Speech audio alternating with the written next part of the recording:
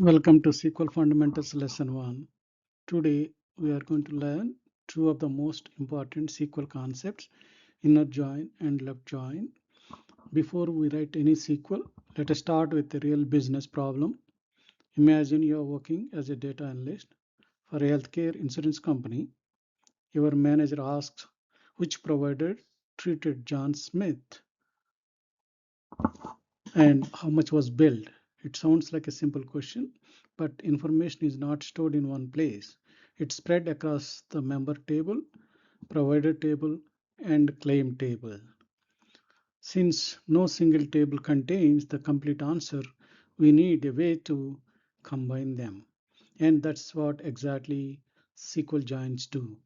By end of this lesson, you will understand why databases are organized this way, how tables are created, how inner join and left join help answer real business questions. Let's begin by looking at the member table.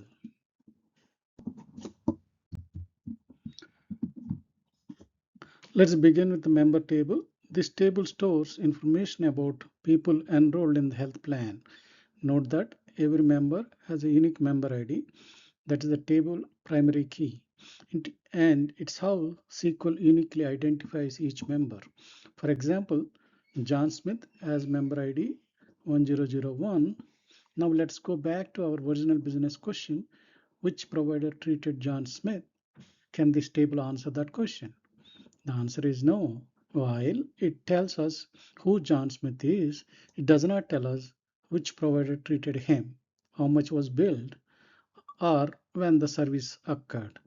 That's because every table has a specific responsibility. The member table stores only member information. To answer our business question, we need another table. Let's look at the provider table next. Now let us look at the provider table. This table stores information about healthcare providers. Just like the member table, every provider table has unique provider ID, which serves as the table's primary key. For example, Dr. Adams has provider ID 2001. Now let us revisit our business question. Can this table tell us which provider treated John Smith? Again, the answer is no. The provider table tells us who the provider are, but it does not tell us which members they treated, how much was billed, or when the service took place.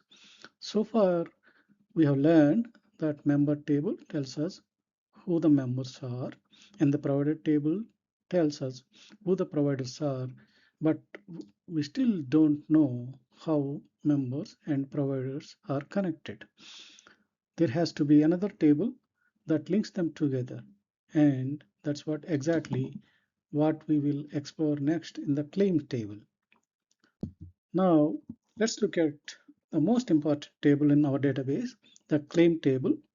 A foreign key is a simple column that points to the primary key in another table. That's how SQL knows which rows belongs to together. Unlike the member and provider tables, the claim table connects them together. Each row represents one healthcare service or claim. Notice that member ID and provider ID columns, these create a relationship between members and providers.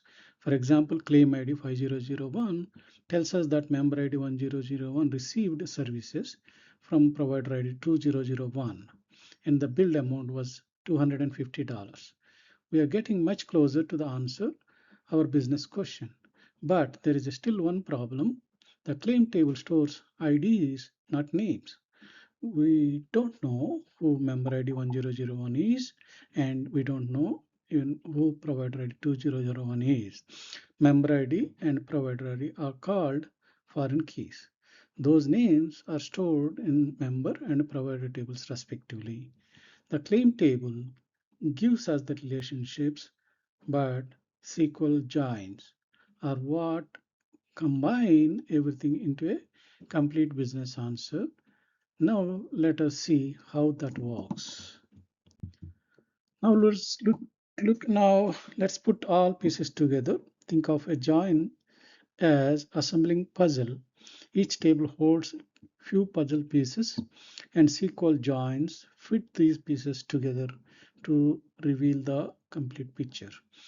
Our business question is, which provider treated John Smith and how much was billed?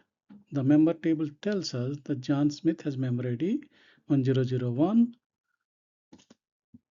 The claim table tells us that member ID 1001 received the services from provider ID 2001 and the bill amount was $250.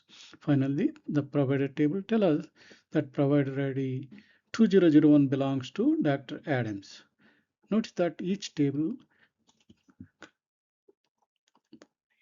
note that each table identifies the patient, the claim table records the healthcare services, and the provider table identifies the doctor.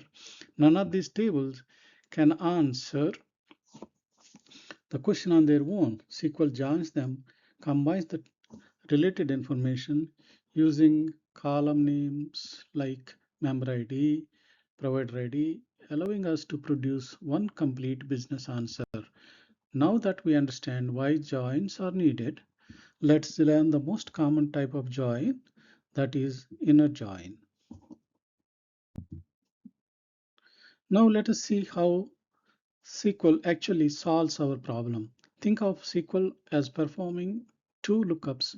First, it looks up the member using the member ID. Then it looks up the provider using the provider ID. After those lookups, it combines everything into one row. We begin with the claim table because it contains the relationships between members and providers. The first inner join matches the claim table to the member table using the member ID column. The allows SQL to replace the member ID with the member name. Next, the second inner join matches the claim table to the provider table using the provider ID column. Now SQL can retrieve the provider's name as well. After those two joins, SQL combines information from all three tables into a single result set. Instead of seeing only IDs, we now see meaningful business information such as member's name, provider name, service date, and billed amount. Looking at the first row, we can finally answer our original business question. John Smith was treated by Dr. Adams and bill amount was $250. This is exactly the kind of business report that SQL joins make possible. One important thing to remember is that inner join returns only rows where matching records exist in every table being joined. Now let's focus on inner join actually returns. Inner join strict no match, no row. No match, no row. Imagine that new member ID 1004 joins the health plan. The member table now contains 4 members, but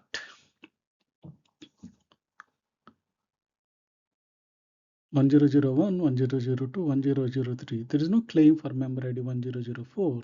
When SQL performs inner join, it looks for matching values. In both tables, member ID 1001, 1002, 1003 have matching claims, so they appear in the results. Member ID 1004 does not have matching claim, so that SQL exclude that row. That is defining characteristic of inner join. It returns only matching rows. If your row does not have a match, it disappears from the result set. In the previous slide, member ID 1004 disappeared because there was not matching a claim. Now imagine the business asks different question. Show me every member, including those who have never submitted a claim. Notice that nothing has changed the data. Member ID 1004 still does not have matching claim. The difference is the type of join we are using. A left join always keeps every row from the table of the left side join. If SQL cannot find matching row in the table on the right side, it returns null values for those columns instead. As a result, member ID 1004 now appears in the report, even though no claim exists. Notice the null values in the claim columns. Null does not mean 0 or an empty string. It simply means there is no matching data available. That is the defining behavior of a left join. Let us compare inner join and left join side by side. When matching rows exist, both joins produce the same results. That's why member ID 1001, 1002, 1003 appear in the both outputs. The real difference appears when there is no matching row. In our example, member ID 1004 has no matching claim. With an inner join, that row is excluded from the result. With a left join, now the still included and claim columns contain null values. If you remember only one thing from this lesson, remember comparison: inner join no match excluded, left join no match included. That simply This simple rule will help you choose the correct join in many real-world situations. Before writing a join, ask yourself one question: do you want only matching records, or do you want every row from the left table? The answer to that question usually tells us whether to use inner join or left join. Let us summarize that what we have learned today.